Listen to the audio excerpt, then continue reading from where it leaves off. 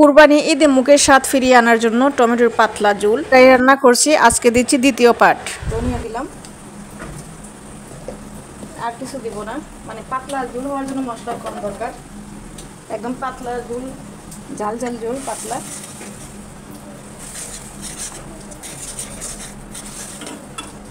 অবশ্যই মাছ আমি ভাজবো না, মাছ এবং টমেটো সব কিছু একসাথে দিয়ে দিব। আমি এমনিতেও মাছ বাইজে তরকারি খাই না, আর সচরাচর হচ্ছে মাছটা আগে বোনা করে তারপরে ওটাই আর সবজি ভাজি তারপরে যোগ দিই। কিন্তু আজকে মাছ আর টমেটো একসাথে দিয়ে দেবো, টমেটো আলু মাছ একসাথে দিব। এইভাবে এক জায়গায় খাইছিলাম, খুব ভালো লাগছিল, তাই এটাই ফলো করবো আজকে।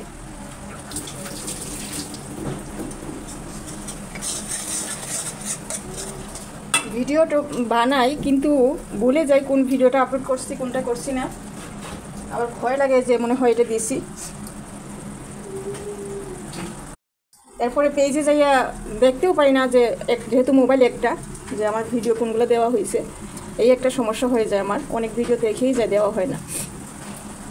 যাই হোক, মশলাটা কষানো হয়ে গেলে দিয়ে দিব। খুব সুন্দর গ্রান বের হয়েছে। আসলে এতদিন গোস্তের গ্রান শুকতে শুকতে এখন টমেটোর গ্রান বের হয়েছে, ভালো লাগছে।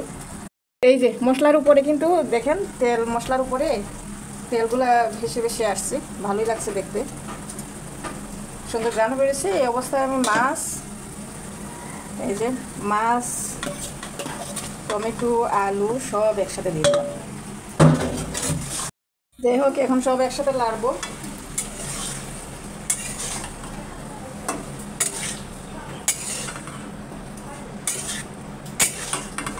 আলুটাও ছিটি নাই, এত সময় নাই রে ভাই আলু ছিলার মতো। এভাবে ছোটোবেলায় এক জায়গায় খাইছিলাম, দেখছিলাম এমনি রান্না করছিল আর খাইছিলাম, খুব ভালো লাগছিল। তো যেহেতু মুখে স্বাদ নাই এবং দাঁতে ব্যথা, তাই এই টিপসটা ফলো করছি। এই যে কষানো হয়ে গেছে, এই যে দেখেন সব একসাথে কষাই নিলাম, আলু, টমেটো, মাছ। এখন জল দিয়ে দিব। আরে ভাই, আমার বুদ্ধি জানেন না, মানুষের কাছে দেখে চিন্তা করি তাহলে তো এভাবে তো ভালোই হয়। গ্যাসের যে দাম, আলাদা আলাদা করে বুনা করতে গেলে তো, কষাইতে গেলে তো অনেক গ্যাস যায়। একসাথে সবটা 3টা হয়ে গেল, সমস্যা কি, ক্ষতি নাই তো। আর চাইছিলাম যে জোল করে খাইবো, এখন জল দেওয়া লাগবো।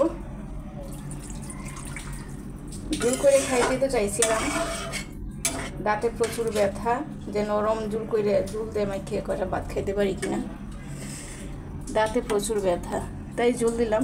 কেউ আবার সাঁতার কাটে না জলের মধ্যে।